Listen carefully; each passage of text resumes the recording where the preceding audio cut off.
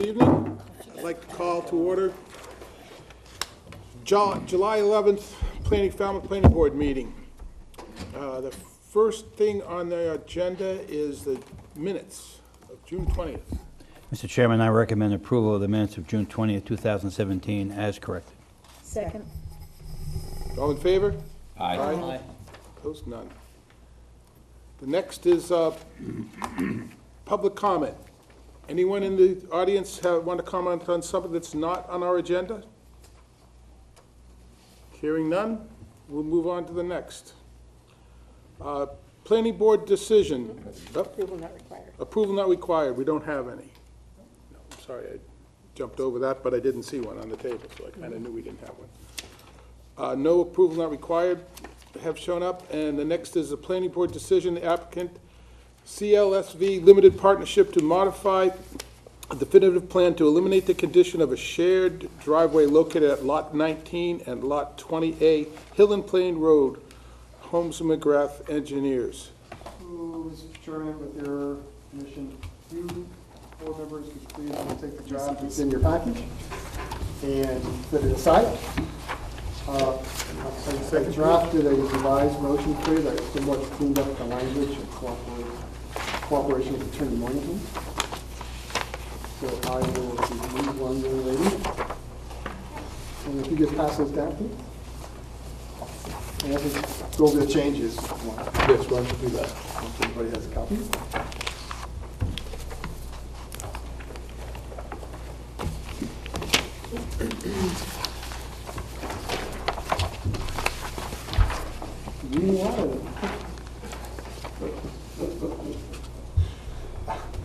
All right, so in your first paragraph of the motion, the language that was added is to approve the application of CLSV for the approval of a modification to the planning board's decision dated November 15th.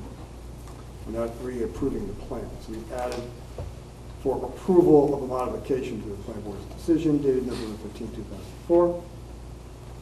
And then under findings, the second paragraph, we actually cited the plan of land prepared for CLSV Limited Partnership, the actual plan instead of the plan attached here too. And then under condition number 1, we have the language that modified building site as allowed by the Board of Appeals as shown on the plan, meaning the plan that was cited in your file.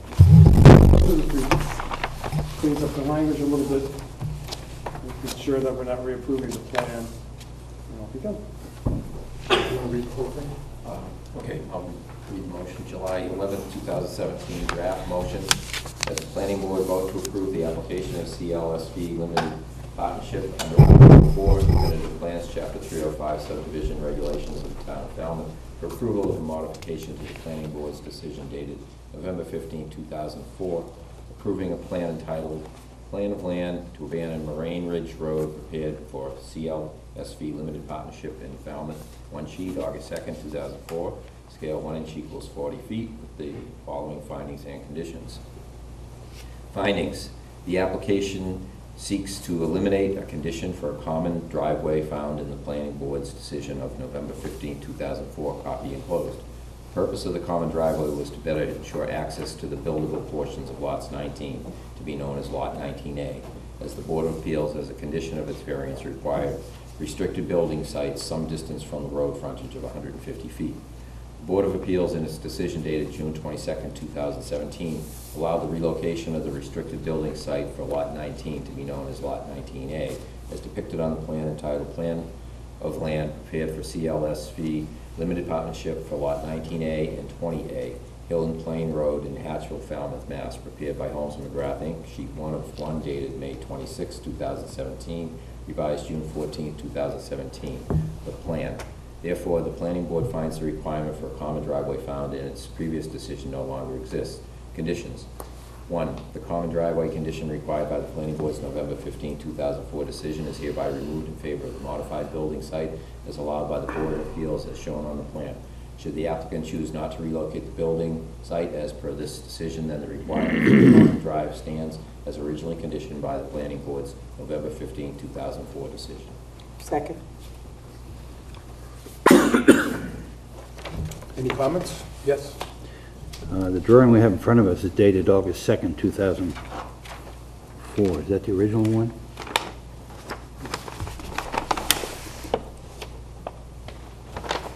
Yeah. That's the original one, okay. Thank you. Anybody else? Well, we have a motion to second. Any more discussion? All in favor? Aye. Opposed? None? You have it. Thank you. Thank you. Thank you. That one's done.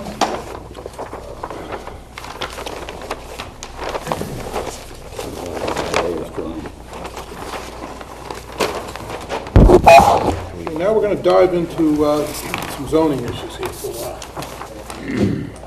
Unless this chair destroys my back. So we're going to have a discussion amongst the board, zoning bylaw update. Brian, you want to start us off?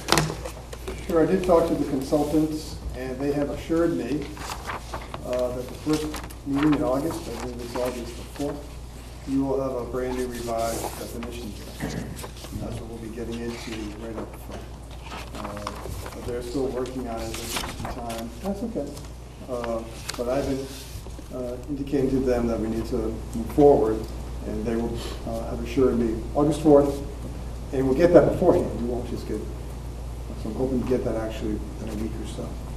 So you can review it, and we can start discussing it in August. Okay. What about the ZBA? Are they getting, Did I get everything? they get it at the same time? Will they have time to get comments to us? Or Sure. This will be a very long process. My sense is yes. okay, so we won't be taking any action on it? I will not be asking Okay. any actions. Not at that night, maybe a long time, okay. My sense the first town meeting that you'll be looking to bring something to is April of next year.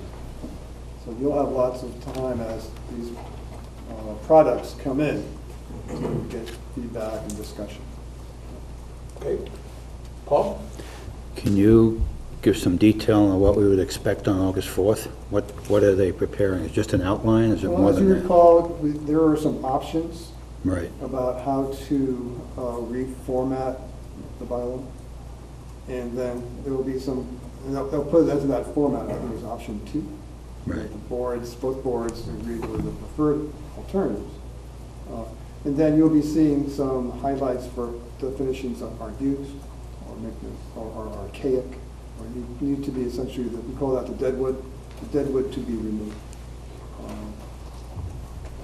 There'll be those definitions that perhaps need to be combined, like single-family dwelling, single-family use or something like that. So you'll see a series of recommendations. The first one will be the new format and the deadwood that should come. So it's more than just an outline again? It's going to be some... This is, the rubber's gonna start hitting the road here. Okay, on thank you. August 4th. Yep. Okay. Mr. Chairman? Yes, Can I come make up. a suggestion?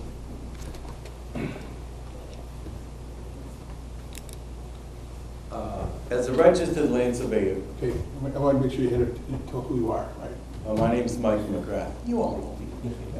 As a registered land surveyor, I constantly have to certify buildings, location conforms to zoning. And the zoning bylaw basically says that permissible projections as described in the building code don't count. That is, you can have a permissible projection into your minimum yard and it doesn't count. The only trouble is that the state building code's been amended to eliminate permissible projections. So I've been trying to beat the drum that the change of a code somewhere else can't change our bylaw. Only town meeting can change our bylaw. But sometimes I'm having pushback from lawyers from out of town, et cetera. So it would seem to me that what might be a good thing is for the planning board to define permissible projections instead of referring to an old version of the building code. So it's just a suggestion. It would make the life of many people easier. The other thing that happens is now we have nonconformities that were not nonconformities. And the perfect example is we used to not count uncovered steps. And with the change in people that are interpreting and stuff like that, we now are finding uncovered steps to be in the front yard, to be part of the structure. And that's not what the intent was when the bylaw was, written. So it's unfortunate, but you may want to change the bylaw and define what permissible projections are. So, all right, thank you. Okay.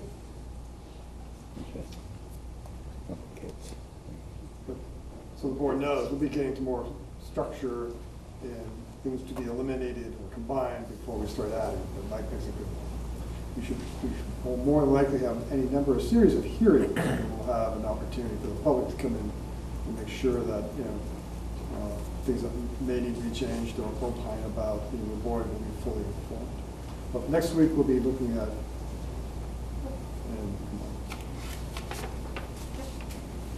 Thank you. Thank you. Thank you. So everyone, so we'll get those a couple days in advance, so have time to read them and, I will assure you that you will have them in advance. Okay. Probably a week. all right. So we all have homework. Or we will, yes, you will have it. We have homework. You need to come prepared. Yeah, I'm pushing the consultants a bit. I know the board wants to get going. They're great guys, you know. You got some kind of Okay. Next item on the discussion, the conversion bylaw. One of the items the planning board wanted to discuss on the conversion bylaw was how has it been used in the past? And you should have in your package essentially all the permits for the past 14 or so years. And you can see that for the most part they're used in residential districts, not because that's where they're allowed. And for the most part, it's a conversion to 2 units. On a very rare occasion, you'll see 3. And I believe there's only one instance where there were 4 units. More than likely because once you trip the 4th unit, you trip fire code requiring the building to be sprinkled. Whether it's sprinkled or not, I don't know. In curious, I think one of the things to look at are the boards to consider is the lot size. The lot sizes are relatively modest, and in some instances below 5,000 square feet. For these conversions, you can see there's one in Woods Hall, 5,700 square feet, was converted to 3 units. And that's very similar to what we did over here with Oddfellows. It hasn't been used extensively. In 14 years, we've seen 16 applications. So it's about 1 a year. So again, it's one of those low-hanging fruit, not very well, not oftentimes utilized. But when it has been utilized, you'll see that it's most of them were prior to the recession, 2010, 2011. After that, it dropped off. There were none in 2014 or 15. And we just had one up on the Heights there, less than 4,000 square foot lot, into 2 units. So one of the things the board needs to discuss, and I've always brought this up when we change the bylaw or create a new one, is you go back to paragraph 1, which is the purpose. Because everything flows from the purpose. Why are we doing this? What do we hope to achieve? The original purpose was to help individuals who own very large homes, say on Palmer Avenue. Single-family dwellings were very expensive to maintain as such. But you can see, for the most part, They were never used on Palmer Avenue. They were used elsewhere, in the Heights and in Belvedere Plains, Forest Street, mostly the Heights. So I think one of the things to think about, a decision doesn't have to be made today, because I'm going to be writing this up, but is if we're going to have a conversion bylaw, why are we doing it, and what do we hope to achieve anyway? So my sense is the board, based on the local plan, it's housing for everybody. You want to increase the housing stock. And we want to make it an easier regulatory process to get there. So I thought this was very curious, because it's been in place for 30 years. One or two a year, I think, is actually a pretty good success, especially if you can save the building, especially in areas like Cahoon Court, right downtown, walk everywhere. So that's the information you asked for. I think it's kind of curious. You even have one up on Nathan Ellis Highway. Can't figure out where that might be. It's down towards the other end, the West Falmouth one. So I'll be taking this information, and the board may want to be thinking in the next couple of weeks or so. Just wait tonight if you want to have a brief discussion. Rethinking the purpose of the conversion bylaw and where it might occur, because right now it's only allowed in residential zones. You want to allow them in agricultural zones, especially agricultural B zones, because they are identical to the residential B zones. So that's what I have for you tonight, and we'll be seeing this again in the purpose section in 2 weeks. I think the intention is to create more housing in areas according to our local comprehensive plan, in our village centers. But anywhere where we already have housing, if you can create another house. Now, these buildings aren't getting bigger, right? This bylaw requires them to stay the same size. So this is. Right now. Right, unless we were to change that. But so it kind of does make smaller units, which in a sense can become affordable because of their size.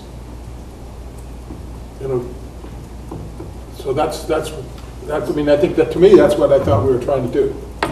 And one other piece of information is someone asked the question, how many 8-bedroom houses are there in town?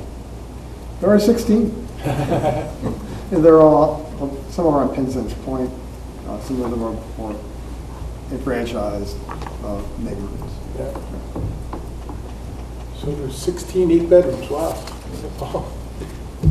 I find this table very interesting. There's 18 units over a period of 15 years or so it's not many. But there's only 1 of 4 units, and 4 of 3 units, and 65% of them are 2 units. So they're all pretty small. The other issue that's interesting, it's irrespective of lot size. Well, there doesn't seem to be any relationship between the request for units and lot size. In fact, there's a lot size of 52,000 square feet, which is pretty big, but most of them are small. Authority? Board of Appeals. Board of Appeals. It's a special. Pat?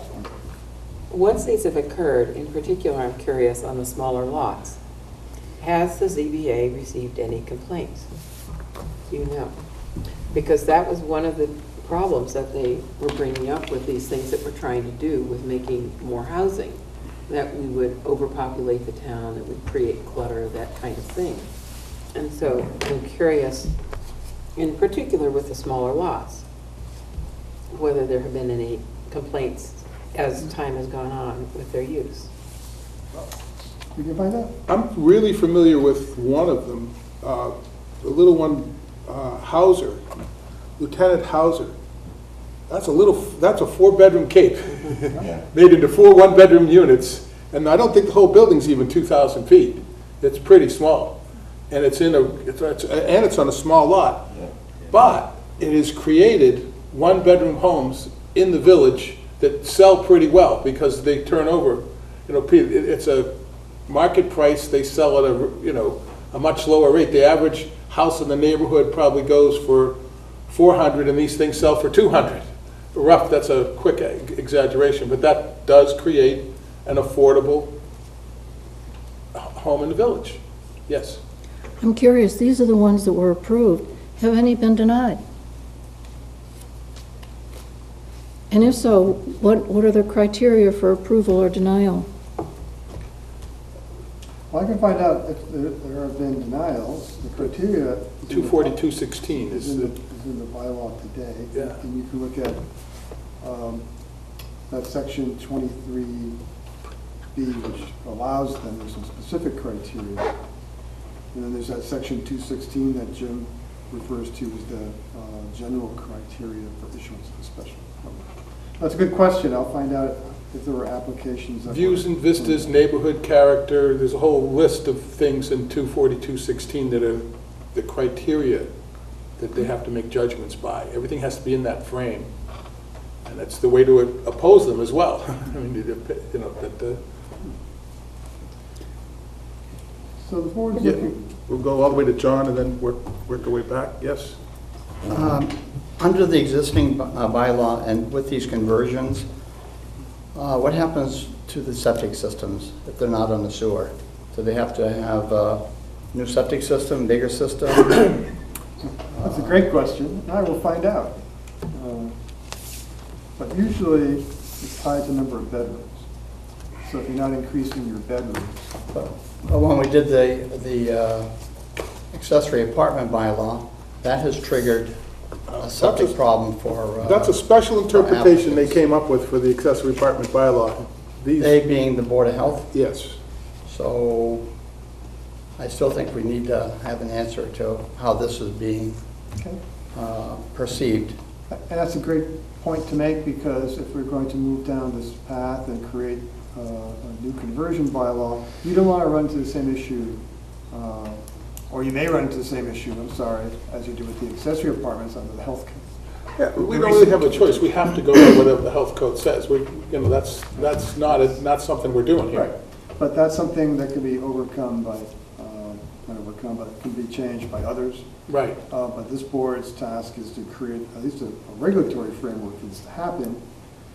If it's conservation or Board of Health or some other jurisdiction acting in its competencies, well, they have to get those permits too. We'll have the same argument that we will not be changing the building code issues or the Board of Health issues with this bylaw. Right, that's the plan. We have to go, we don't have the right to do that, so we have to do it that way. And if it is a concern, maybe we could consider having a joint meeting with the Board of Health at some point and hash this out, and instead of talking about it, we could get a result. I agree, because people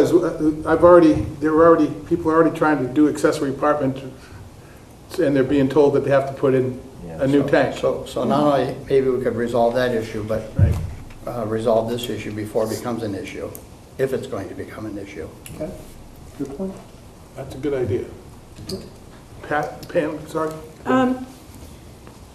Have you had apartment complexes, I know there aren't a plethora of them, but have you had apartment complexes that have converted to condominiums in Falmouth?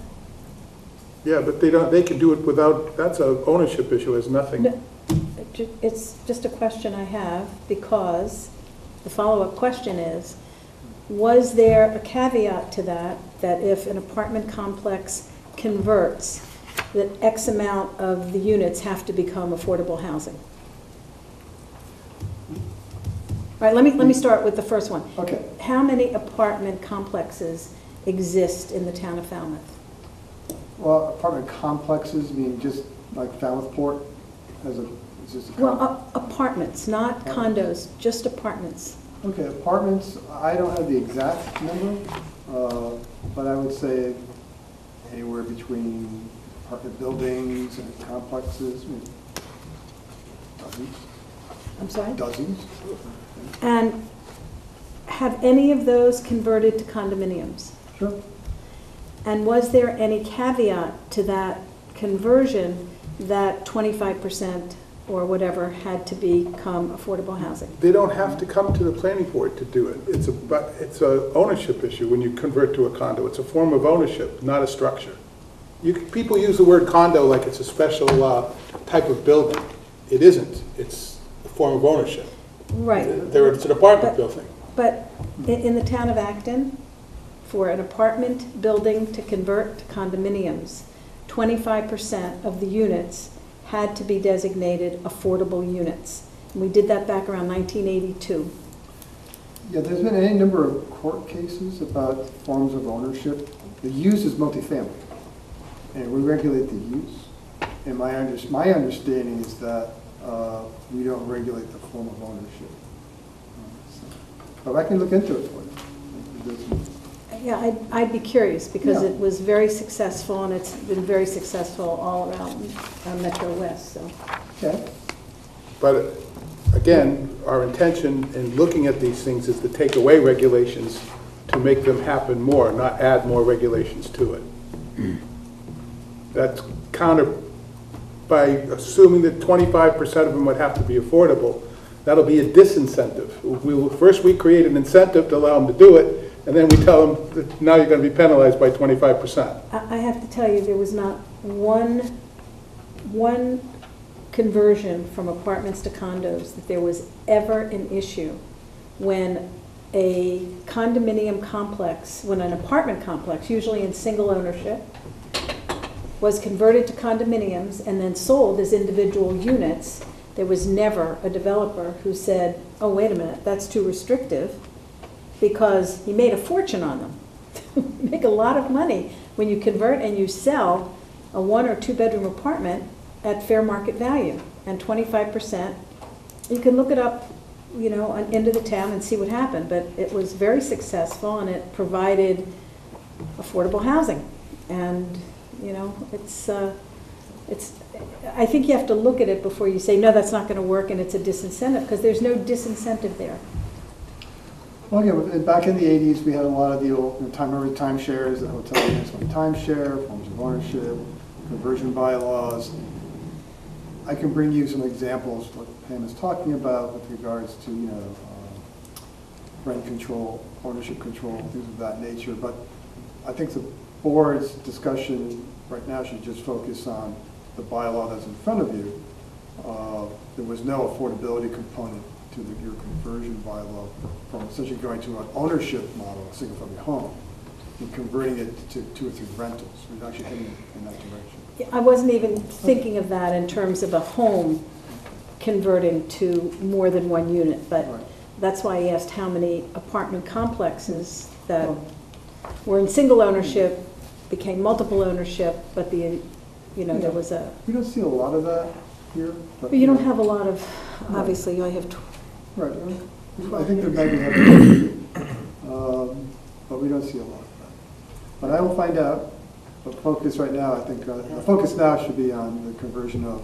We don't even have a multifamily district. That's the third thing we need to bring forward. well, that's what Charlotte and I are going to be doing. Right. A good deed goes unpunished. Mr. Chair? Yes, I'm sorry, one more question. go ahead. With the conversion bylaw, it looks like it could be pretty exciting if it was used properly. Are there other communities that have a conversion bylaw that's worked very well that we could, I don't want to say copy, but we could take a look at it? And, We did the same thing with the accessory apartment bylaw. We never reinvent the wheel, Chuck. We went out and looked at everybody's bylaws and saw what worked. And yeah, there are other towns that have these sorts of conversions. and they've worked well. About the same. Okay. It's expensive to convert.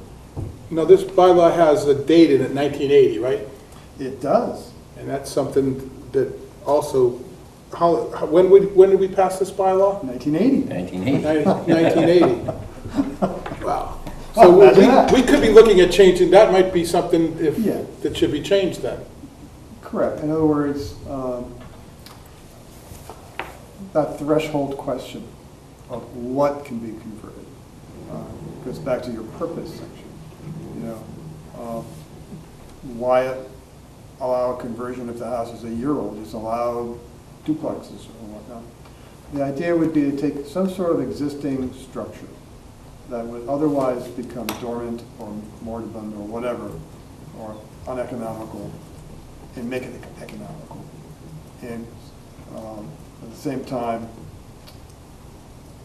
fulfill a public purpose of creating additional housing, market rate, but more affordable or less expensive depending on your point of view, housing. So that's why that date is important. We don't want any speculation going on out there either. So I think the current draft has a 5-year, it's something that has been on the ground for 5 years. Okay, so that's how you're going to address it now. Right.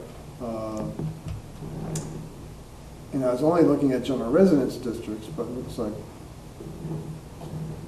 the conversion bylaws only been used in residence B because you can allow a 3-family by right in GRC. Right. So let me, I will look at all these questions about conversions and some other comparative examples. And again, one of the things, policy question the board will have to start thinking about, or you should start thinking about, is it a special permit? One of the big things that we came out with is, you know, the regulatory hurdles, and that the overuse, in some people's opinions, of the special permit process. Some people love it. Some find it, you know, onerous, and they simply bypass it to create illegal apartments or illegal accessory apartments or whatever. So we want to be thinking about that. Why are we doing this? What do we want to see accomplished, and how do we get there? I'll take that stepwise, just like we did accessory apartments. What regulatory environment? A threshold, 2 units by right, maybe 2 or 3 by right. Nobody does 4 anymore. You have to sprinkle the building. The sprinkle code does that, took care of Fire that. code took care of that. So do we want to start thinking about, you know, again, a plan review or special permit, depending on where we are and what we want to do. No decisions tonight, but. You know, And to make these conversions, it's not, having built a couple of these things, the building code requirements for fire-rated walls and separation and smoke is very expensive. I mean, it's not an easy thing to do. So you may want to start thinking about what kind of structure you would allow to be converted. Does it have to be a single-family residence? If they don't have rated walls, then just put them in. Right. Would you allow a commercial building to be converted by right? That might have a sprinkler system, that might have fire-rated walls. So it's something to think about. If we want to create housing, if there's an overabundance of retail space, or an overabundance of other type of space, would it make sense to convert it? Or allow incentives to convert in that direction? Again, another policy question for the board to be thinking about. That would be sort of looking forward to when the big box stores are really badly hurt, and you're going to have to do something with that whole string of them. The little town of Kingston is wondering what to do with an entire mall. There's only so many, you know, Amazon is, the whole matrix out there is changing. And you're going to be seeing more of this. And you might see a convergence of commercial space. Well, So right now, the difference between the conversion bylaw and the accessory apartment bylaw is the zone they're allowed in, their special permit, and they don't have to be owner occupied. and they're not accessory. They're primary. They're both primary. You're allowing such a multifamily use or a duplex use. It's a, you know, there's no percentage of size. Yes? I wonder if there are any studies about the impact on the value of other properties in the neighborhood when multifamily dwellings are created through conversion.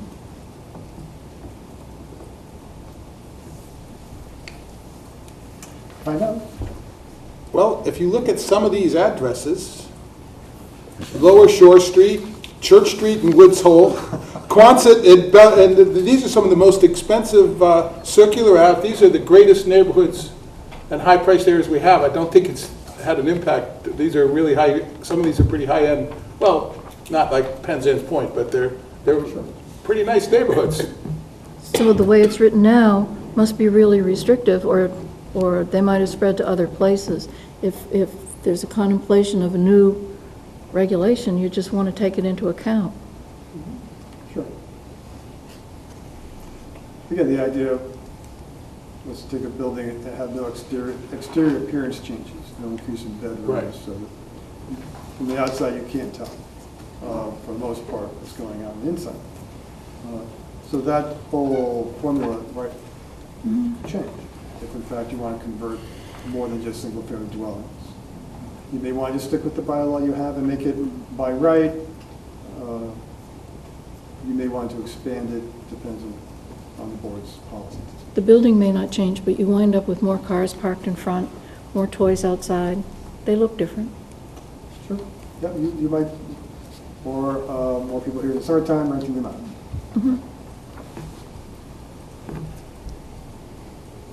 So that's what we have, and so we want some other comparative examples from other towns. That was on our menu. Value impacts, if any. Well, poorly written bylaws, of course.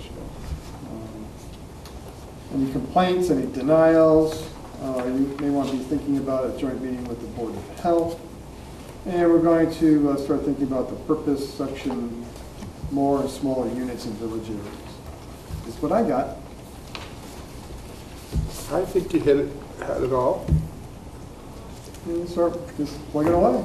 Can I make a comment? Sure. When I was talking about this table before, I was unable to finish the thought process. I was indicating the lot size had no relevance. It might be helpful to put the building square footage on this table rather than lot size. That might be a more valuable piece of information. That's where I was getting at when I was talking about this. Okay. Or in addition. Okay. You can do that. It's a good point. It's called floor area ratio. Okay. If they are. Okay, yeah. Something to think about. All right, so I got my work cut out for me on that one. Corey and Melinda have the work cut out. Such a meaning, huh? Anybody else on? Their ears are buzzing right now. Everybody else set to move on? Okay. Okay. This one's got to be interesting. The next one is transfer development rights bylaw. And I guess, Brian, you've got to strip down you've got the law here and you've to show what we're taking out to start with. So here's what I've done. Let me find my copy here. So I've taken the existing bylaw and I've essentially ripped it down to its simplest components. And what it essentially boils down to is if you have a lot of land, any lot, in a donor area, which right now is a water resource protection district, you can transfer that anywhere in town, both outside the district and inside. Now, Water Resource Protection District, that is wellheads. Is that primarily? In Long Pond. And Long Pond. So it's drinking water. Some people get confused whether it's bays and estuaries and whatnot. It's really done for protecting our drinking water sources. Right. So it's prohibited. You can't donate to one of those zones, So period. right, the only receiving districts or other except according to schedule, bless you. So on the second page, receiving districts consist of all land not within a mapped water resource protection district. So you can take them out of water resource districts and transfer it anywhere in town. That's what this bylaw does. Period. Now, you can add to that. You might say, okay, if I have a lot, I want to transfer it to a village center. I might want to be able to transfer it to a business center. But all this does at this point is make it about as simple as possible. You don't have to have you have to have a special permit. You don't have to be part of a subdivision plan because we don't do as many subdivision plans as we did back in the early 80s. Yeah. And instead of a covenant, which can expire typically, you put a conservation restriction on the property. And you can take my lot that's anywhere in town and transfer it out of a water resource district. You can take any lot in a water resource district and transfer it anywhere in town. And the special permit right now would be Board of Appeals.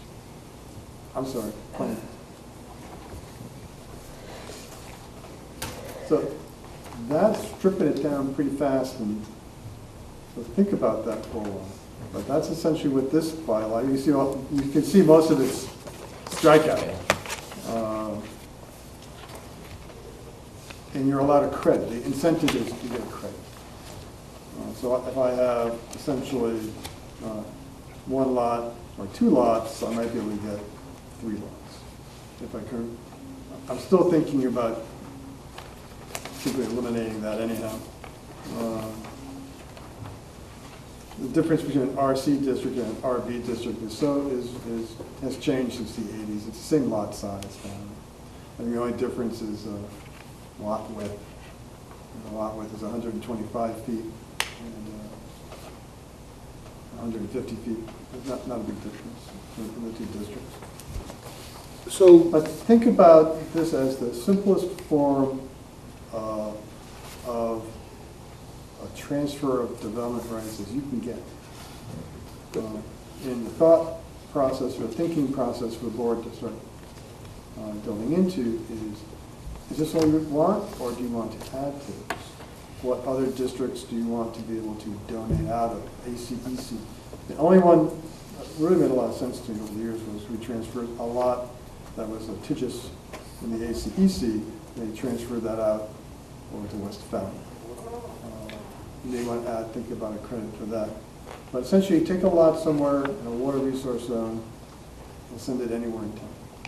we had also talked in the local comprehensive plan of trying to maybe allowing it in people's homes that are in the velocity zones and areas where they really can't build anymore, and this would be a way. So But we would have to change the donor district, because right now this is only for. So that's what I was sort of getting at. Start thinking about where you want to see things happen and where you don't want to see things happen. So like the Pine Barrens in New Jersey, you can't build it. You can't build a thing there. Or on Lake Tahoe, you can't build a thing. You are left with essentially the burden of paying taxes on your land, but you can transfer your rights. And that's where all this came from, Lake Tahoe and the Pine Barrens in New Jersey. So it might be that the town in its resiliency planning and its coastal planning might just say, you don't want you building in high area velocity zones anymore, but we'll let you transfer that credit. And we might double it or triple it, depending on where you transfer it to. But that's a real high-level policy question that the Resilience Committee, this board, and other boards will have to confront.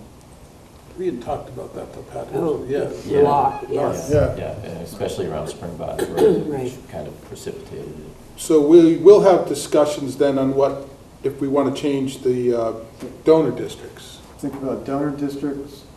Right now, I'm in a water resource zone. I have a very small lot. It's going to be difficult to develop, but I can do it.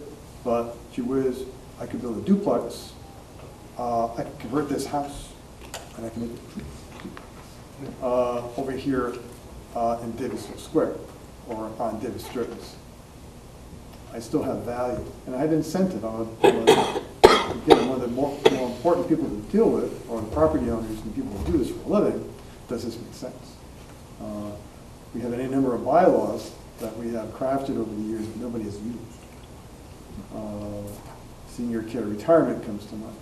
We made it so onerous, nobody used it, and then the market fell away. Could go 50 feet high. I remember I was a town meeting member when that was going on. That was crazy. That's crazy. So think about, right now, I have a lot in a water resource zone, you can transfer it somewhere. But that's stripping everything away, that's all I left. So start thinking about donors and receivers. Donors, receivers, and credits. Or just leave it the way it is. Come back to town meeting and say, you just want a very simple TDR. Pat? I particularly would like to see, as we were talking with the prior issue with the conversion bylaw, what is the purpose? Because this is what we were talking about with the LCP. We were saying, okay, we're going to see shoreline disappearing. And if there's a hurricane that comes in and knocks out some of these buildings, what about, and the infrastructure? What's the town's responsibility for redoing all of that infrastructure and allowing the rebuilding? If we can define a purpose for this, which right now it's not exactly defined, that we want to protect water resource districts by encouraging the transfer out. If we want to protect our coastline from rising sea levels and floods and this sort of thing, and protect the town from additional expenses for replacement of infrastructure that might be washed away, then we want to encourage retreat from the shoreline. That would be the way to put it, rather than what I'm going into right now, I think. So we might want to consider flood zones also as possible donor districts, because that's the conversation we were having. And that would also, when we... Losses, these. Yeah. And then... Well, it's one of the reasons I wanted to see the conservancy bylaw as well, where you can't build in those areas. Right. So, if somebody happens to have property in one of those conservancy areas, and they're kind of saying, well, you can't take my property away from me, they'd be able to transfer the rights to that property someplace else. Yeah. So I'd rather think if we can define purpose, we can get this a lot easier too, the body of what we're talking about. Well, before I read my mind, every new bylaw, every bylaw should have a purpose section, which is the most important section. Why are we doing this? And I was going to be working my way towards that. Yes? I'm just trying to understand the math here. Excuse me, if somebody has a lot in a donor lot area, where it's one buildable lot, here the examples are subdivisions, 10 lots, whatever. But if you have one lot and you want to transfer it to a parcel you own in North Falmouth that's one buildable lot, and you get 1.4, you're still not getting an advantage. I think if you're going to want to make this work, how do you take, if you already have the right to build in North Falmouth, how do you get a bonus? You might have a lot that's not buildable in North Falmouth. But what if you do have a lot that's buildable? Well, and then if you add to it, there is an advantage. But you have a lot, but you'd like to help out the town and be conservation minded, and you have a buildable lot in an area that is, lot per lot, I don't see any advantage here, but parcels maybe, but I'm just trying to understand the math here. Because the examples are all 10 lots and 20 lots and... That makes a good point. I didn't get to the credit section, but the credit section has to obviously change. It might be you get increased lot coverage. Because if I'm going to transfer a development right from a water resource zone, it might be I'm going to need to increase my lot coverage by structures. Or my square footage can go up. But this is based on subdivisions. It should be based on buildable lots. And that's what I'm saying, but it also makes me think of, I know the town's had a couple of cases recently where people went to court because they lost the buildability on their lot because of the location and conservation restrictions. And I read in the paper, one lady, I guess, was awarded a large sum of money, but maybe if she could have transferred the development rights of that lot to somewhere else, it wouldn't have been a taking by the town. I'm just trying to figure this out. If we're going to make it work, we should find a way to make it work for everybody. Agree- Yeah, agreed. I think if you're gonna have a credit, the old bylaw is based on subdivisions. So the 10-lot subdivision, you can have a 14-lot subdivision. Right, yeah, that's easy to understand. Right. In this instance, if I have a buildable lot and I want to transfer those credits, it's gonna have to do something other than, you know. it's gonna Another have to be buildable lot. Something, right. It's gotta be enhanced something or other. Lot coverage, height, something that makes it worthwhile. A new car from the town. Right, there you go. Well, it was transferred. We to- had talked about I got my this, boarding pass and the steamship authority. There you go. I haven't sorted it all out, but also in the local comprehensive plan, we were talking about the vision for Davis Straits, and that adding, that's one way to add density. We could also add density by having a multifamily district and put an overlay over it and accomplish it that way. Or we could transfer, like somebody once used an example that there was, Spring Bars Road has 40 additional sites, building sites that could be used because of its zoning. And that would be something the town could transfer to the developers of our new Davis Straits and then allow them to put housing on the second floors with greater density. That was one of the things we talked about. Right. So right now, if I have a buildable lot,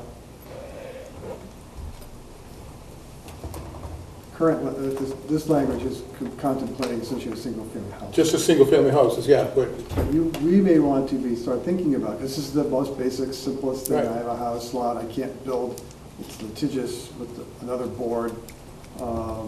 I want out, I can sell it to Mr. X, and he can build a home in his subdivision, another lot, or whatever it might be. So now what happens when I have 10-acre parcel zone, industrial, light industrial A, I've got 60 units, but, you know, it might be hard to build in there, there's no water line, I'm in a hazard zone, across the street looks good. There was no mechanism to allow that to happen. so we're going to be looking at other than single-family homes and other than, So again, this is the very simple, I have a residential lot, I want to build somewhere else, out of a resource district. Now, we're talking about flood zones, and if I have a multifamily apartment complex, and I have a neighbor who has 3 or 4 house lots, doesn't want to build on it, I can buy those lots, have a credit over here of 3 more units? 3 or 4, instead of 3, you may 4 units, you get a 25% bonus or something. That way, you give some value to the property to sell, and you give value to the person who's developing that piece of property, who might have any number of exactions or costs that need to be absorbed, affordability requirements. It's oftentimes very expensive to build in, say, a velocity zone. I have to go up, you need a tight tank, insurance, the whole 9 yards. It might be easier to sell that value. For some. Others, I want my house on the seaward side of the public way, and I don't mind going up 18 feet in there. Go ahead. If you could just make a stab at what the goal paragraph would be, what would it be for this? Because it looks like you would have to go back for a special permit anyhow, it's going to have to be individually considered. So what is the regulation adding in value to have preordained that decision? Well, my sense from the board is that the purpose of this bylaw is to allow an alternative to developing in resource zones that's economical to both the landowner and the donee. That's the purpose of this. This is where I see it's heading. There are certain areas of the community that we want to encourage development. And this is a mechanism to fulfill the encouragement in this area. Other areas, we don't want to see it an enhanced development scenario. We want to see it undeveloped. Areas of Davis Straits. The board was thinking about undeveloped. This is a mechanism to allow to achieve that. So if you apply it to Davis Straits, the part that just went underwater that the plan said was going to be the new Little River, and you'd be moving the motel, and the motel owner would get to transfer the right to what? To where? Whatever property value I have there, I have the right to create that motel. I can convert it into an apartment building with 6 units an acre. I may want to take my rights to do that and sell that right to someone else on Davis Straits, or portions of it. It doesn't have to be the whole thing. I could take half my development rights and sell them to the person near McMenemy Sea. And they go up forward. So I decreased the intensity of development here, I've increased it over here, but the net's the same. It's a net wash, right. I think that's got to be probably in the goal and the purpose. That the attempt is, I mean, when you throw the incentives on it, may change that a little bit, put some spin on it, but I think that is what we were always talking about, that we're really not trying to build more, we're trying to build in the right place. Do you agree with that? Yeah. That's what we were trying to do when we talked about it. Right So- building in the right place. Yeah. So, and I think the idea of transferring from the floodplain to the non-floodplain is a really good example. I mean, that's something we should want to encourage. Or an area that, for drainage or floods, Right. that's a bog, always a bog. Yeah. It might make sense for me to partner, or if there are folks who are in the market, I'd like to buy some of that property value. And it has occurred, there is a section of the zoning bylaw that allows you to take a very difficult piece of property to develop and actually sell portions of it. I think it's been used once or twice, not very often. But that's the idea, to discourage, encourage, build where you should, not where you could. Not where you happen to be right now. Right. Well, in fact, this building's in a flood zone. But, you know, find me a house prior to 1900 that's built in a flood zone. One of the bylaw that's here today doesn't allow for that. The bylaw was all based on what was happening 35 years ago. Today, it's a redevelopment. So you want essentially the purpose is to help redevelopment in areas that the town wants to see redeveloped. Mr. Chair, one last question, please. If, the way this reads, if you're a donor, you put a conservation restriction on your property, does that eliminate the property tax, or is there still a property tax? Because that person would...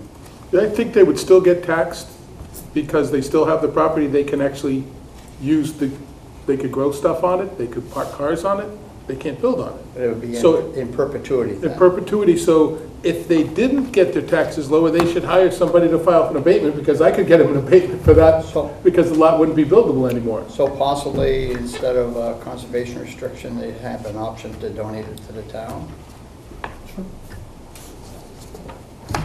The idea behind the transfer of rights is once you've transferred that right, you have nothing left. Yeah, Yeah. having no right. So you could sell. Just a thought, we're trying to incentivize this. But why should I pay taxes on something I have no rights? So it might be, I know a lot of property that's conservation restricted has a very minimal tax. I know there's minimal. Right. I'm just thinking about the Is people there- 70 years from now still Sure. paying taxes on Grandpa's land that he gave away. I know, I hear you. One of the things you can do, obviously, you could donate it to the town, BB Woods, with the restriction that you can't park car. It's for the enjoyment of all, and it's passive state. That way you're not paying any taxes. So we should consider that too. That's a good idea. Sure. Just a thought. All right, so I will work on a purpose section for this, about essentially incentivizing redevelopment in those areas that we want to see redeveloped. And the board will start thinking about other examples for donors and receivers and credits. Where do we want to incentivize redevelopment and discourage redevelopment in other areas? I think I know the answer, and we'll be talking about that in a couple of weeks. And I'll work on this a little bit. See, it's the street fairs tomorrow. I can get more done at my own computer. Yeah, I definitely want to consider commercial built property as well, because that's where some of our mixed use, let me put it this way, mixed use, where it's, because I like to see residents on the second and third floors of some of our buildings that have retail on the first floor, but we need to, I think the mixed use component is important as well. Can't do that now, right? It's all single family homes. Right now, I have a lot. I can transfer those development rights, whatever they might be, of said lot. So if I have a development right, if I own a lot that's business zoned, why can't I transfer my commercial? It has to be commercial. You have to work on that. Right. There's going to have to be some kind of credit other than a lot. It's going to have to be some sort of density. Yeah, the density is what I was thinking of, because there's a lot of properties. I mean, our vision on the local comprehensive plan was where you have a sewer line and transportation, and that's where they're already built on. You know, these are already. That's where we want to be able to add density at the same time taking it away from something else. So I mean, people always say, well, you're just making it more crowded, but if you do it right, you're taking it from one and put it on the other, and it's a break even. It should be a wash, and as you can see, some of these conversions are on very small lots. Right. And we'll get into some of the other big complaints that there have been denials or whatnot. I don't know of any complaints about Oddfellows and all these things. Seems to be quiet over there, but we'll find out. Okay. Let's see. And the letter is not mine. There was an epistle in here. Did you write this? Yeah, well, I believe I was charged with drafting a letter to the Falmouth Bikeways Committee about our objections to one of the options for the extension of the bike trail. And so... Want to read it for discussion? Well, I don't think I want to read it at this point, because I think it's something that we all have a copy of, and at this point I would like people's input. I thought that's what the discussion would be tonight, would be any input, any feelings about it, and if people do have changes, they could email me those changes, and I could rewrite what needs to be rewritten. One of the things is it should come from James Fox and not me. Right. At the bottom. So I just want to put that out there for people to consider. So the main issue is they want to replace the railroad tracks in Boyle. Yes. They want to rip up the track as opposed to running the bike path along. And our main objection to that is that cuts us off from the needs, future needs of those rail lines. Right. Simplified Yeah. position. I didn't want to go in the whole thing. Yeah. But that, and it also impacts the transfer site for development, for more recycling and waste. Right. It's stuff coming in and getting processed and going back. It cuts off the base Yeah. from that Yeah. regional purpose. We've got 19 acres out there that could be better utilized, and the biggest asset to that would be keeping the rail line going. Huh? Yeah, there's another problem too, is that if we ever have a severe enough hurricane that it takes down the two bridges across the canal, they're more vulnerable. The rail bridge is far less vulnerable from what I understand. Then we would be without a means except barging across the canal, or depending upon the Army Corps or somebody to throw enough bridges across to get supplies to what we would become, which is essentially a real island at that point. And so we would need that rail transportation to get supplies across to the Cape and take our trash away. It would be our, until the bridges could be rebuilt, our only means of doing that. One of the points that Ray Jack mentioned in our discussion with him, and it's also in an article, I believe, was that we're currently using Bourne landfill, and that could end tomorrow. The state could choose to close that, and then we're out. It would be, if without the rail line, we would be trucking all this trash to an off-site, off-Cape location, unless we decide to open up another landfill somewhere on the Cape, which I don't see that happening. So I don't like to, I don't think we should recommend cutting an asset like that out. And, we should strongly urge them to promote that. Why are they don't think they can coexist? It's a matter of expense. It would be $4 million more to add to keep the rail line, as opposed to ripping it up. There are three different options. There's three different Oh, options. but it's cheaper. It's cheaper. Okay, that's, And I would argue that that $4 million savings would get eaten up in a heartbeat if we had to start trucking all our trash over the bridge. I heard someone talk about a possible relocation of the rail lines. Did you hear anything? I haven't Did you heard hear it. anything? No. Something where along the highway, or, I don't know, I just thought I heard something. With this option, with the bike trail, there was ripping up the tracks and putting the bike trail, as we currently have it, all along here. There were two options with the path alongside the current rail line. One would have bridges over the roads. The other one would have sort of slopes down the roads Yeah. and crossings and up. The one with the bridges is the most expensive one, the $4 million more. The one with the slopes down would be also tenable because you would not be ripping up the rails. So either of those two is preferable to ripping up the rails, because as Pam has frequently said here, you get rid of farmland and you don't get it back. Well, you get rid of the rail line. Are we going to rip up the bicycle path to put the rail down now again? We're not going to do it. So it's far preferable to keep the rail that currently exists. And they already have a section of rail running alongside it up in North Falmouth anyways. Yeah, part of it. So, John? Yes, John? This must have some impact for the town of Bourne also. yeah. Has their planning board made a recommendation on this, and/or the Cape Cod Commission? Yeah. They're still talking about it, Still John. not. But also it's going to be, it's necessitating a state decision. So we might also not only address this to the Bikeways Committee and so on, but also to our state reps.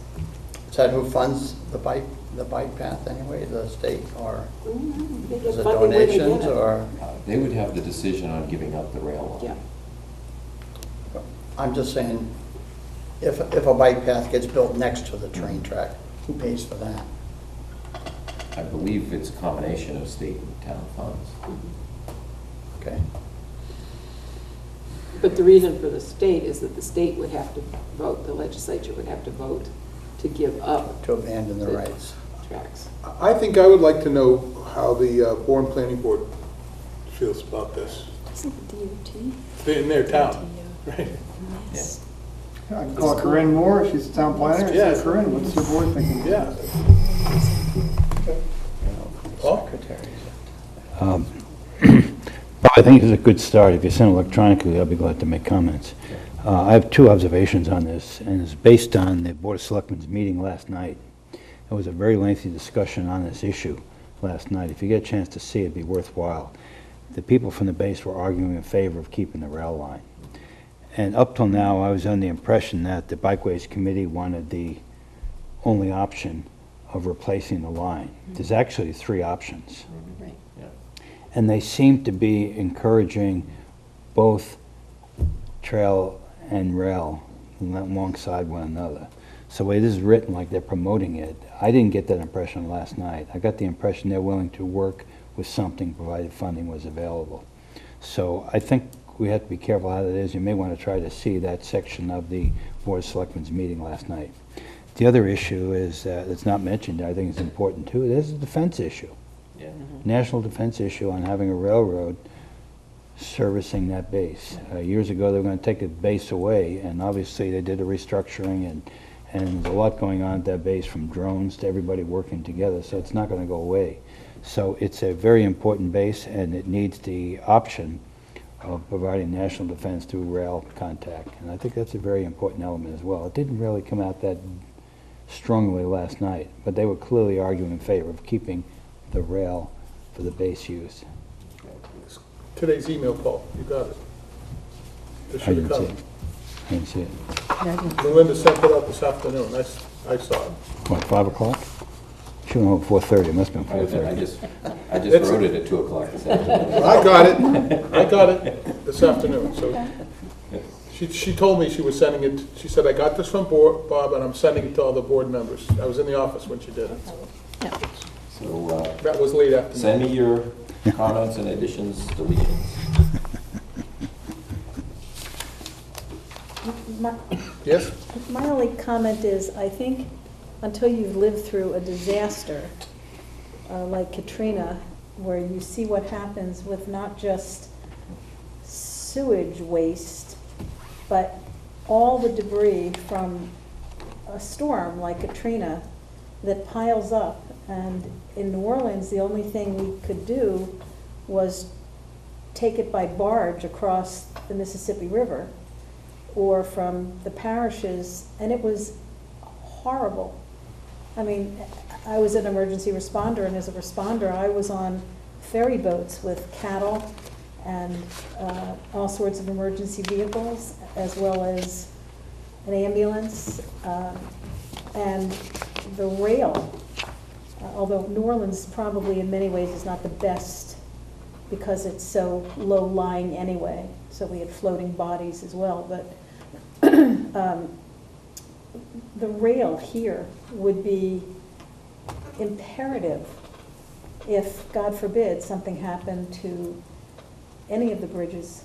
And I think it's hard unless you go and look at some videos of what happened in other areas during a really horrific storm, which is what we were talking about, the LCP. Yeah. It's just pretty dramatic. And I have the pictures to prove it. Okay, so we'll have this on our next, bring it up next Okay, next time? week? Yeah. Keep it moving. In the general correspondence, there is a letter. I don't know if you've all seen it, but it's been out for a while. It's a draft. It's from both boards to the Davis Straits property owners. We're planning August 24th at the library, the Herman Room, for a meeting with just the stakeholders. Okay, we're going to have lots of meetings on this. This one is, we're just inviting the stakeholders, the actual property owners that are going to be part of it, because we want to give them the most voice at that time. We don't want them to be competing with other people's opinions. We want to hear from them first. What time is that? I think it's 6:30 p.m., August 24th. What kind of a response have you gotten? They haven't sent the letter yet.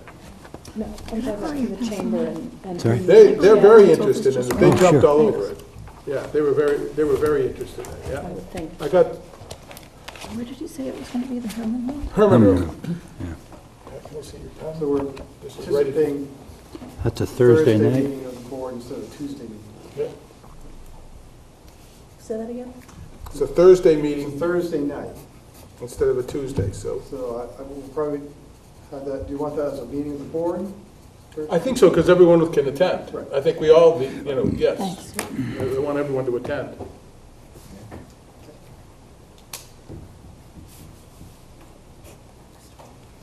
So do I have to have a vote on this, or do I just set this case? You've all had a chance to review the letter? I didn't get that letter. No, we haven't. Oh, It's a letter from. Okay, I'll read it. Dear Davis Straits property owner, we have contacted you on behalf of the Falmouth Planning Board and the directors of the Falmouth Chamber of Commerce. Please accept this invitation to attend a presentation to be held at the Herman Room in the Falmouth Public Library to review the results of the recommendations of 2 recently completed studies. Davis Straits Planning and Redevelopment Study prepared by the Cape Cod Commission and Davis Straits Traffic Improvement Study prepared by McMahon Associates, Inc. These 2 reports can be reviewed at the town's webpage. The meeting will take place August 24th, 2017 at 6:30 p.m. Meanwhile, please free to contact the planning department with any questions. And who's signing that? It's being signed by me as your chairman and Mike Kasparian as the president of the Chamber of Commerce. It's from both. How many property owners are we talking about? 25, 30. 3 months. I think it'd be nice if you addressed the letter to each property owner, since you have that information, rather than just, dear property owner. Well, they can. I mean, Melinda can do that with an Excel spreadsheet and individually address them all. It's a little bit extra work, but it's possible to do It that. would be a lot more, you get a better response than having a generic. Yeah, it might get thrown away if it goes right to it, yeah. I mean, that's doable in a Word document, Brian. She can do that? There's only 25, is that that? Yeah, That's- but it's a merge, it's a mail merge concept. It's already in an Excel spreadsheet, Right. so it's very simple. As long as you know the mail merge technique, Okay, so you which don't, I don't find that easy. I'm going to sign it, okay? Yeah. Well, no, you don't, because you have to sign each individual one then. that's right. I have to change it. You're right.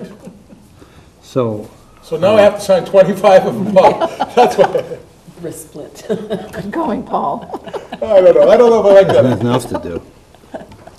So, do you have an agenda for this? Are you working on an agenda, or what do you think we're gonna do? We're gonna make a presentation at Davis Straits? Are we gonna assume they've read it beforehand?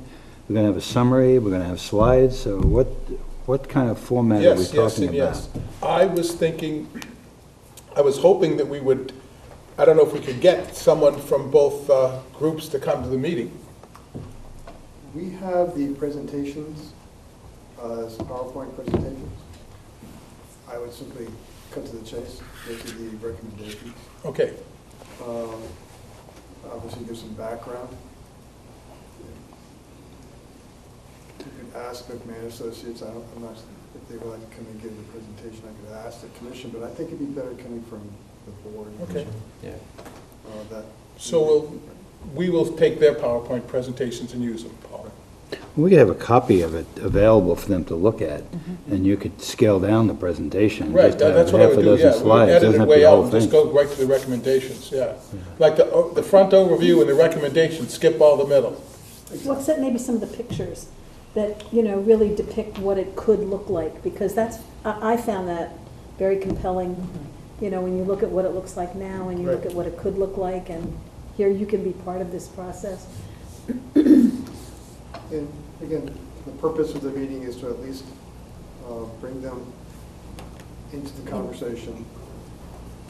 You're probably not making any recommendations or decisions, Right. but you want them to be aware of this planning process right up front. And there's 2 different approaches to this. This is just the beginning. We're trying to get buy-in from the stakeholders, but when we're actually going for the approval, the technique that I would recommend is that we go for a presentation to the town meeting members in the Herman Room, and that we actually make a special presentation just to them. Similar as we did with the accessory apartment bylaw. We mailed them twice, 2 years in a row, and invited them both times to come. So by the time the document or the bylaw change came to town meeting, all the town meeting members had all had time to know and understand it, and we didn't do it on town meeting floor. It was, I think we had already had buy-in, and now we try to use the same approach on this, is that we once we figure out what we want, then we focus on town meeting members. Because that's where it comes down to, is the vote. We need 2/3 votes of those people. It doesn't, that's the most important part. Well, You don't like that? It worked well for the accessory apartment I'm bylaw. not saying I don't like it. All I'm saying is, you're looking for buy-in from the people that are gonna be impacted by this. So, for the vote, you clearly want the town meeting members. Right. But you want buy-in because you want to make this as amenable as you can for the people that are going to be impacted. So you have sort of a twofold mission. One is for the votes for town meeting, but, you know, if I'm impacted as a community member, I want to know that you care what I have to say. And We're that- going to have plenty of public hearings on it for everybody. Right, but the town meeting members are down the road a little bit. Not that I don't think you ought to invite them, but somebody, you know, from my neighborhood in North Falmouth is not going to be as interested as a community member who's living right along Davis Straits. So all I'm saying is I think you have to look at it, North Falmouth. you know, both ways. What was that called? Be careful about North Falmouth, they're as active as Woods Hole. I know, I live there. I know. I just No, want I was to jumping be, to the end game too soon. It's a long process. It's going to take It's years. a very long I wasn't- I process. didn't mean to go that fast. I was just making a comment. Yes? Jim, just to comment on the letter, it's possible that the property owners, the stakeholders you're talking about, are really well aware of the study, and it won't be new to them, and they'll see this as the beginning of the process. It's also possible that they're not, and I wonder if you're kind of missing a lead-in sentence or two in the letter, saying that we're at the beginning of a process, and just so that they know where we're at on this, that we're at the beginning of a process, we're collecting information and want to come to the people directly affected so that they're going to be part of it. But they hear that word beginning. Otherwise, they'll think, oh, somebody broke an egg on my head. You know, that bad feeling. beginning, and we want your input. You know, we want your input because you're going to be the most impacted by this. Maybe a very positive impact. Okay. Right. I got that. We're beginning of, we have two studies, but this is the beginning of the process. We want to bring you into the arena and get your input. What about putting links into the two reports, right, in the letter, too, saying the links below? So that instead of having them come to our office, if they're so inclined to just jump on the internet and look at themselves. Because I have, believe me, they do not know. Right. I've talked to a few of them, and they have no idea. The ones that I've talked to do now know because I'm the one that told them and sent it to them. They hadn't even heard of it. Many of these people don't live in our town. You know, they're all over the world. I wonder if the new motel owner knows, Probably not. because he gets turned into a river. We got one of them down here. Could I make a motion that the chair, after he signs these letters, hand delivers them? Yeah, you can make that. Between certain hours of the day when people are, like dinner time, because people love having a knock on their door at dinner time. Oh, perfect. I haven't heard a second to that motion. You won't. I second It'd be that. funny if I said that. I third it. Oh, boy. Good boy. All right, so you would add some beginning process, your input, links below. Links below. Yeah. Does the board want to look at another draft before they vote? You know what you may want to do when you add the links, is just say, you know, coming prepared, having some knowledge of this would be helpful, you know, as you come to the hearing, or, I mean, the meeting. So the links below will help you become better informed. Yeah, because some people see links and they don't know, it depends how sophisticated they are on the computer too, so. You do need to be authorized to sign this. Okay, so we bring it back again, or do we? It's up to the board. Are you comfortable with what you have? Well, I guess I'm asking for a motion to approve me signing this after Brian makes the changes you've all recommended. I will move that. Second. All in favor? Aye. Very good. That keeps it moving. You have that Everson 11. Okay. I wasn't trying to, I was asking. That's the one I had myself. Okay. Is that for sale? Future agenda items. We have a planned joint meeting with the Board of Selectmen. Brian and I discussed a little bit about what we would want to talk about that, and I said, I think we should talk about all these zoning issues. Should be something that we should take advantage of talking about that. What do you guys, people, think about that? For the agenda? I think anything that is going to impact zoning and thus be affected by town meeting, I think we need to discuss with them. Anything that's going to come before town meeting needs to be brought to their attention. Are we ready? We're not ready yet. What's your question? I just wonder if we're ready to do that. Oh, we haven't done anything yet. What would we be discussing? Just telling them what we're doing. Oh, that we're embarking on the process? Yes. Ah, Whose meeting is this? It's a Monday night, so it's an away game. So theirs. it's Board of Selectmen's meeting, so they're allowed to set up their own agenda like they They're did last time. allowed to set up their own agenda, but And our they may- intention was to send them what things we wanted to talk about. Pat? There's something that, actually two things that the selectmen are working on that I think we need to be very much involved in, and that I think would be a very fine subject for this meeting. I've read in the paper twice now that they want to do public outreach and start having at least one meeting per year, inviting the public in. I think there probably should be more than just one, and try to get some summer people in as well.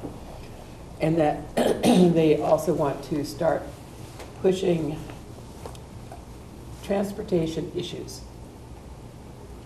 So based upon that, I talked briefly with Sue Moran, and I think I sent her something that I think it would be a very fine topic for a joint meeting, that we bring up, we use as a basis the transportation element, because we've just had a review on that, and there have been some changes which we have not brought to the planning board yet. We had a review with the LCP, and Ray Jack was there giving his input. We have another to-do, another action item on it, and there may be others that come out of such a discussion. And I suggest that, because it is better, I'm getting long-winded on this, but because I think it is better not just to say, well, we just want to have a meeting and get your input on where we see Falmouth going. It's better to say, since they want to work on transportation, we want to get community input, and we do have a local comprehensive plan, and we'd love to have your input on this element. And I think it's timely because I just heard in passing on the news that there is money coming to the Cape for transportation. Things. And one of the things they mentioned was shuttles for the steamship authority. And- It's like, you know, And that's one of the things that came up with this discussion with Ray. so this would be the time to promote shuttles from satellite parking and things that the town owns. And there is money, the state clearly has money for those projects. Yeah, Okay. yeah. So that seems to be a real big Mhm. thing that we could have as one of the agenda items. Do we have any idea what they're interested in talking about? Not yet, as far as I know, do we? This is going to be the start of that conversation.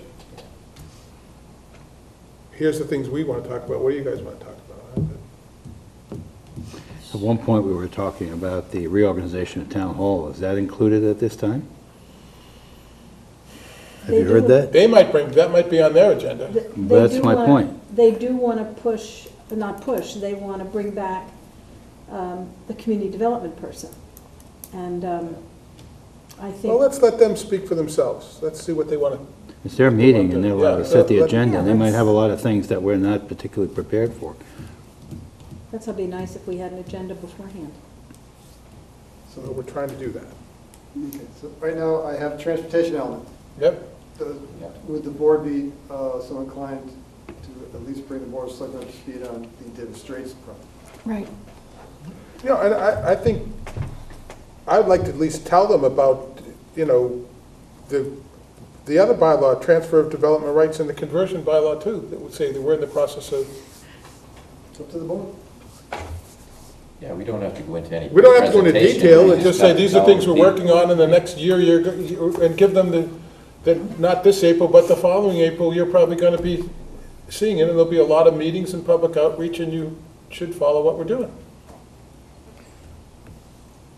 Brian, it's more than just the transportation element, though. That's a piece of the public outreach and what the selectmen are trying to do in transportation, so that it is a joint effort of the planning board and the selectmen to reach out to the community. What about parking? That's part of the transportation that we were talking about. Because that seems to be, this time of year, people talk about that more Yeah, than. so it's a broad subject. Okay.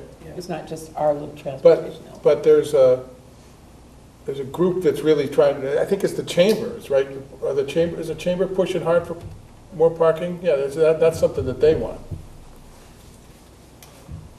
So I guess you want to talk transportation broadly, and public outreach. Okay. And just very much of an aside, that and by the way, we're still working on other housing initiatives. Right. For the zoning bylaw. That sounds like what I was thinking about. Cover everybody else? It's just ironic that they keep pushing for parking and over 4th of July week.